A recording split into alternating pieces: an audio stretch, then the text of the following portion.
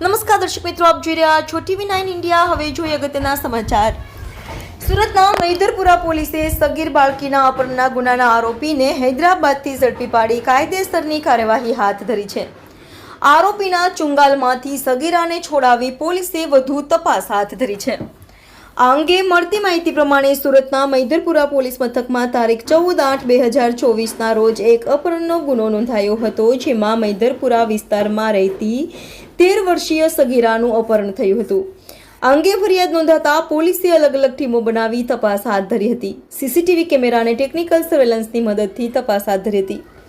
આ દરમિયાન બાતમી મળી હતી કે સગીરાને એક ઇસમ ભગાડીને લઈ ગયો છે। સગીરાને ભગાડી જનાર મોહમ્મદ નુરબાબુ બદરુદ્દીન સૈયદ સગીરાને સાથે રાખી પોતાની ધરપકડ ટાળવા ભારતના અલગ અલગ રાજ્યોમાં છુપાઈને ફરતો હતો।